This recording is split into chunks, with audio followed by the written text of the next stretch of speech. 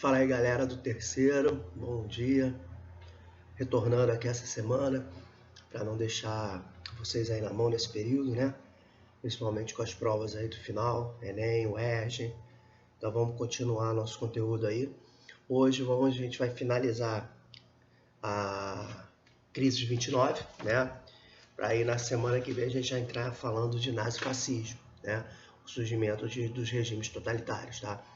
Acredito que essa aula deva ser em duas partes, tá bom? Não vai dar para fazer tudo de uma vez só, porque a gente vai ter que falar do finalzinho da crise. A gente falou semana passada da crise de superprodução, onde os americanos produziam muito mercadoria, viviam a época do American Way of Life, e a produção foi gigantesca, porque atendia tanto o mercado americano, que vivia uma época de ouro, quanto abastecia a Europa.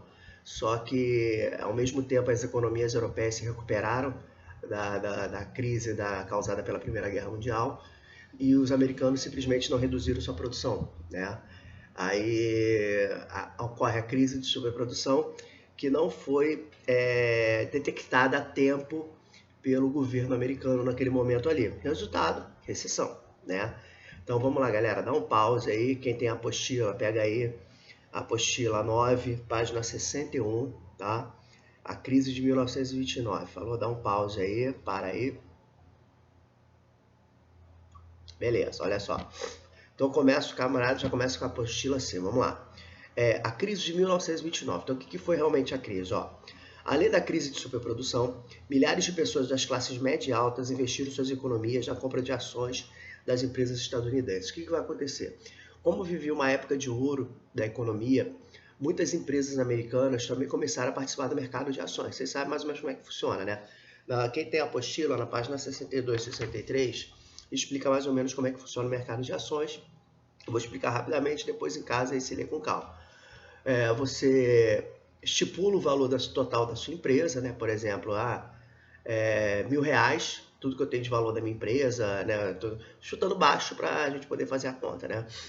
E eu divido o valor da minha empresa em 10 ações, 10 de 100, por exemplo, né?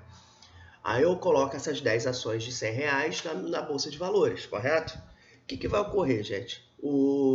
Vai ser vendida essas 10 ações, e esses R$1.000, né, tem que ser reinvestidos na empresa novamente, não é isso? Se essa empresa der lucro, quem comprou as ações lucra. Se essa empresa der prejuízo, quem comprou as ações também tem prejuízo. Então, assim, se der lucro, as ações ficam cada vez mais caras. Quem já comprou se dá bem. Agora, se der prejuízo, esses caras não vão querer ficar com essas ações, vão querer vendê-las. É isso? Então, é o princípio básico aí do jogo da Bolsa de Valores, falou? Então, ó, no parágrafo de baixo está assim, ó. A Bolsa de Valores é um instrumento criado para capitalizar as empresas, ou seja, para jogar dinheiro de novo dentro das empresas, né? Na instituição, os investidores compram e vendem papéis que representam o valor de uma empresa. É o que a gente estava falando agora. Os camaradas compram as ações, arrecadam o valor que ela queria lá, os R$1.000 de volta, e esse valor tem que ser reinvestido na empresa, falou? Aí no primeiro, segundo, terceiro, quarto parágrafo aí. Quando o movimento da Bolsa de Valores de Nova York começou a aumentar além do normal, alguns analistas alertaram para a necessidade de frear o ímpeto dos compradores. O que estava ocorrendo, gente? Começou a ocorrer o que a gente chama de especulação. O que é especulação? O cara estava jogando na Bolsa de Valores como se fosse uma loteria. Ele não estava ali para... Realmente, cara que joga para ganhar dinheiro, claro, né? Mas também para o crescimento da empresa. Só que assim, quando você faz uma especulação, você hoje compra a ação daquela empresa, no outro dia, por mais que ela esteja lucrando, você já vende, já compra de outra, aí por mais que esteja, você já vende, já compra de outra, então todo dia esses camaradas vão investindo seu dinheiro num local diferente. Compra e vende ação assim diariamente, eles não ficam com a ação durante o tempo, 3 meses, 6 meses, 1 ano, né? O que seria o normal. Então começa a ocorrer a especulação. Os caras compram, vendem, as ações dispararam, preço que não existia, né? Então esse é o grande problema das especulações, os preços ficam muito altos e esse valor ele não existe. Daí a preocupação dos especialistas da época, tá? Aí o parágrafo de baixo, ó. O governo continuava seguindo a orientação econômica liberal. O que quer dizer isso? O governo não interferia na economia, deixava. Se quer vender ação, comprar ação, compra. Se quer produzir mercadoria, fazer superprodução, faz. O governo não estava se metendo na economia até esse momento, tá? Então, olha lá. Não intervindo na economia e evitando qualquer tipo de regulamentação do mercado de capitais, ou seja, não criando qualquer tipo de lei ou regra para esse compra e venda de ações, dessas produções de mercadoria, deixou o jogo rolar, né? Parágrafo de baixo aí, ó. Diante da especulação desenfreada, muitos resolveram se desfazer de suas ações. Então, aí o bicho pegou. No dia 24 de outubro de 1929, 13 milhões de ações foram colocadas à venda na Bolsa de Nova York. Galera, pela primeira vez na história, isso foi uma quinta-feira, se eu não me engano foi dia 29 de outubro, alguma coisa assim, tá? 24 de outubro tá aqui na apostila, né? Foi a chamada de Quinta-feira Negra, foi a primeira vez na história que você tinha a Bolsa de Valores de Nova York, todo mundo querendo vender as ações e ninguém querendo comprá-las. Por quê? Os preços estavam muito altos e você não tinha como dinheiro para comprar, e se você vendesse sua ação, você se dava bem, né? Então a especulação, na realidade, quebrou os Estados Unidos. Isso que ocorreu, vocês estão entendendo? Nesse dia aí, as ações estavam tão altas que todo mundo queria vender para ganhar dinheiro, só que ninguém também tinha dinheiro para comprar porque elas estavam muito caras. Então quebrou os Estados Unidos, né? Então, parágrafo de baixo aí, ó. Com excesso de oferta, ou seja, com muitas ações à venda, os preços das ações caíram então drasticamente, passaram a não valer nada, porque estava todo mundo querendo vender. Os valores irrisórios, desesperados então, os investidores e especuladores tentaram se livrar das ações, tentaram vender a qualquer preço que pintasse, então, já que ninguém queria comprar, né? Aí o cara bota, o último aí, investidores e especuladores mandavam os corretores vender tudo que tinham por qualquer preço. O resultado foi a quebra, também conhecido como crash ou crack da Bolsa de Nova York, né? Crash ou crack são onomatopeias, olha que nome bonito, né, no português. São barulhos que pronunciam uma quebra, né? Crack, crash, não é isso? Então, a quebra da Bolsa de Nova York, ela também pode ser conhecida como crack da Bolsa ou crash da Bolsa, falou? Aí tá lá. Episódio mundialmente conhecido como a Quinta-feira Negra. Vamos lá, 62, 63 é o funcionamento da Bolsa, foi o que eu expliquei para vocês. Bota aí depois na 64. O que vai ocorrer, gente?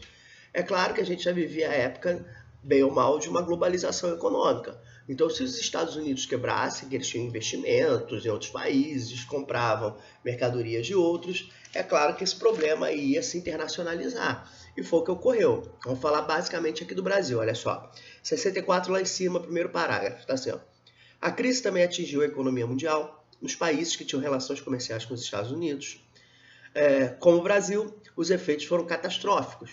As exportações para o mercado estadunidense caíram e o desemprego aumentou consequentemente, espalhou-se para outros segmentos produtivos, tá? Então, o que ocorreu? Os Estados Unidos compravam café aqui no Brasil, né?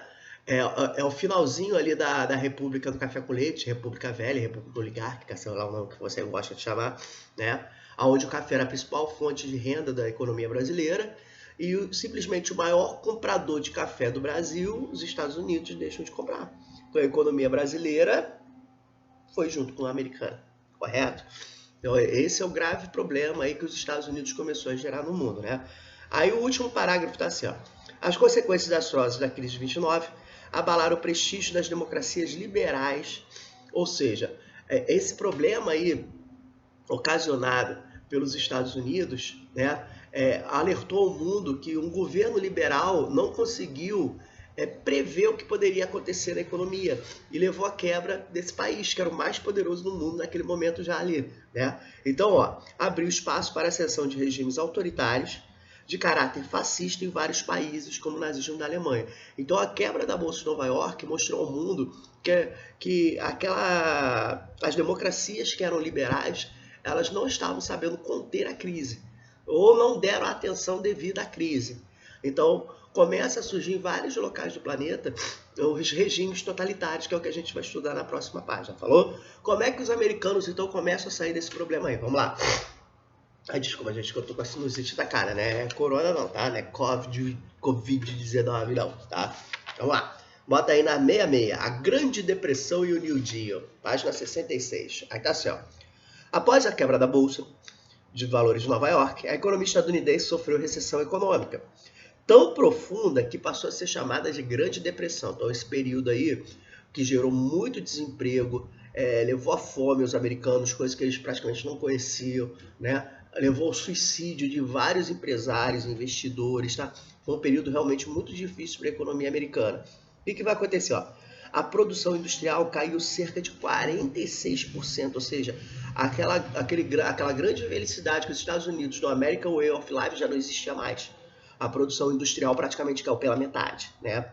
O cara até bota, ó, 5 mil bancos faliram, o PIB diminuiu 1/3 e todos os preços caíram pela metade. Em 32, olha lá, mais de 15 milhões de trabalhadores estavam desempregados dentro dos Estados Unidos, galera. É gente pra caramba. Ou seja, 25% da população economicamente ativa. Ou seja, de 4 pessoas aptas a trabalhar nos Estados Unidos, uma estava desempregada. Olha só como é que estava a situação dos americanos, né? Aí, consequentemente, isso aí vai levar a um escarcéu que os americanos nunca passaram, que é isso que eu estou falando agora. Olha só, assim, ó, a queda do poder aquisitivo da população foi enorme. Muitas famílias perderam tudo, tornou-se comum ver nas grandes cidades homens e mulheres procurando comida em latas de lixo, coisa que a gente viu agora, há pouco tempo atrás, por exemplo, os venezuelanos fazendo, e a gente achando que, ai meu Deus, nunca tinha visto isso, não sei o quê, né? E os americanos já fizeram isso lá em 32, já estavam procurando comida no lixo, tamanha foi a crise, né? Aí tá lá, organizações ofereciam sopas gratuitamente, que muitas vezes era a única refeição de desempregado tinha no dia. Então filas enormes se formaram para conseguir esse prato de alimento, para vocês terem noção de como é que estavam os Estados Unidos naquele período ali, falou? Aí na página 67, tá falando que o presidente dessa época era Herbert Hoover, só que ele não conseguiu conter esse problema todo, também caiu no colo dele a crise, foi muito difícil. Aí na página 67, primeiro e segundo parágrafo. Nas eleições presidenciais de 32, aí ele bota que Hoover, que esse cara aí que estava na presidência, mas não conseguiu manter, né? Foi derrotado por Frank Delano Roosevelt, né? Franklin Roosevelt, do Partido Democrata, tá? E após assumir a presidência dos Estados Unidos, Roosevelt adotou um plano de recuperação econômica chamado de New Deal, ou Novo Acordo. Então, logo quando Roosevelt assume, a primeira coisa que ele faz é decretar esse plano econômico chamado de New Deal. Galera, eu vou dar um pause aqui, senão o vídeo fica muito grande e fica demorando para jogar no YouTube, tá? A gente continua sobre o que foi o New Deal na segunda parte. Espera aí.